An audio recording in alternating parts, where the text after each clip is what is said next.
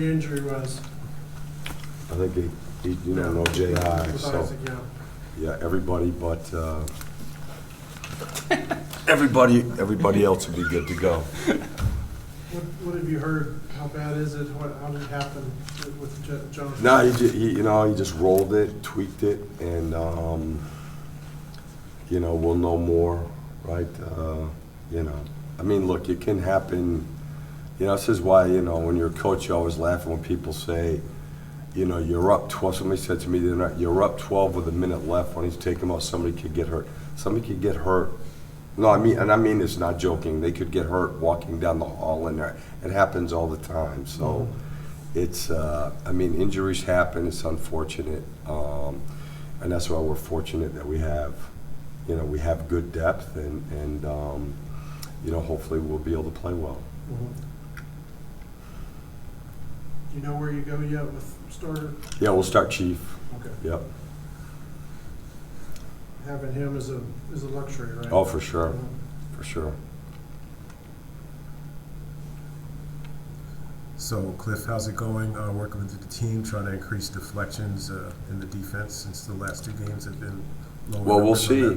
We'll see tonight. We're in this stretch here where, 3 games in 5 days, so a lot of it is just, film work and emphasis more than it is, pounding them. The biggest thing is that you work on things, but you need the right energy level for the game. So, I think we have good habits. We have a good foundation with that stuff, and we have to get back to it. Tonight will not be an easy game to get a lot of deflections, though, to be honest with you. Coach Popovich said last year that everything is predicated on the defense. How key is ball rotation and sharing and movement tonight? Yeah, critical, because they don't give up a lot, on your initial action, on the first side of the floor. They're very disciplined and, they help well. They're very smart defensively and obviously super well coached. So you're going to have to get to the second, third action and try to spread them out a little bit. Coach, does the game plan change a lot with J.I. out tonight? Well, there's obviously some things that are different. I think the basic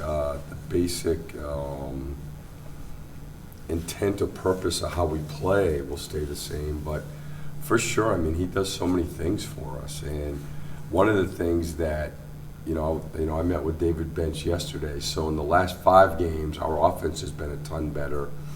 And one of the reasons are, we're running more and we're getting more offensive rebounds. And he's right in the middle of both of those things. Coach, they're 2 all-stars of San Antonio, Aldridge and DeRozan. They're kind of labeled, throwbacks, if you will, in the fact that they don't shoot a lot of threes. When you prepare for what the Spurs do, they do have guys that shoot a lot of threes, but the 2 main guys, they take 2s.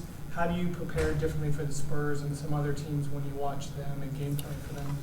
No, I think just what you said is that it's the post defense and the ISO defense, and if you look back at, say compared to, I would say even 7 or 8 years ago, like now, we don't spend nearly as much time on post defense, catch and shoot defense, ISO defense.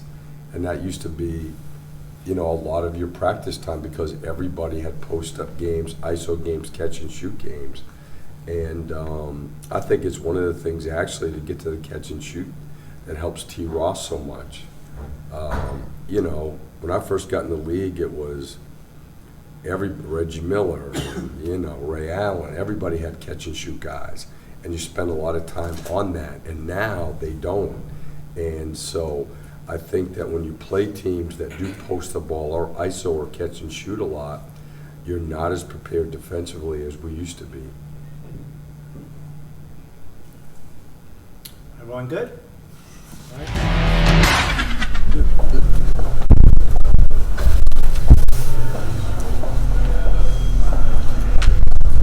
Magic don't have Jonathan Isaac tonight. I know that's not your team, but how does that change things from what you've seen of him on film so far? I have no idea. It's one good player not there, though. Yeah, that's for sure. Mm-hmm. You start your same group you've been starting? We've been pretty much kicking ass with that group. Why would I change it?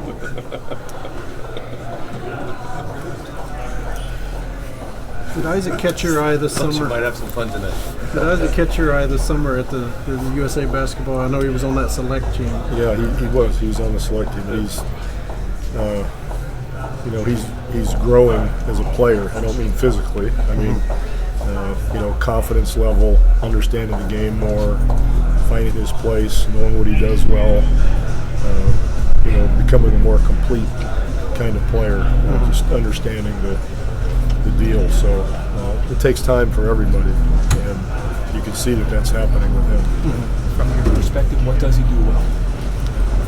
Well, he's gifted athletically, obviously, so he can run the floor, he blocks shots, he rebounds.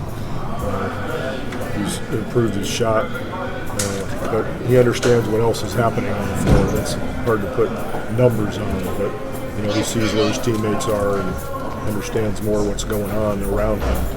And that's what's hard for a lot of players. It's just more of a subtle thing. Like a lot of coaches always say, they don't know a guy until they coach him. What have you learned about DeMar the last year and a half that you've been around him now?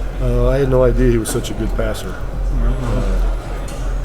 He finds people. He's really unselfish. Everybody just thinks of him as a scorer, but he's a really fine passer. Amongst other things. I didn't know that. My apologies, Coach. My apologies. Amongst other things, are you planning on using transition points as a detriment against the Magic tonight? Transition points? Fast break, transition, deflections, everything's predicated off of defense, so use their mistakes against them. Well, sure, that's a good idea. It's part of what everybody tries to do. It's not just something for the Magic, or the Magic tries to do the same thing. It's a really simple game. Try to have few turnovers, shoot uncontested shots, block out, get a few offensive rebounds. It's the same for everybody. There's no magic formula. No pun intended. How did Steve Hetzel perform during his season as an assistant video coordinator, and what were some of the qualities that stuck out to you? He was really quick on the uptake. Whatever I needed, whether I needed post-ups or pick and rolls, or as this gentleman said, I want to see all our transition defense and see where we screwed up, whatever, he'd put it all together very quickly. And he was just an easy study in that way. And then secondly, on a personal basis, he's an easy guy to be around. He's got a good sense of humor. He speaks when he needs to. He doesn't have anything to say, he doesn't say it. He doesn't try to impress anybody, he just does his job. So that was always a good sign for a young guy. When you're cutting film, especially in the middle of the game, and film is, if you're calling for well, film, let's not give people too much credit. I cut film when I was an assistant.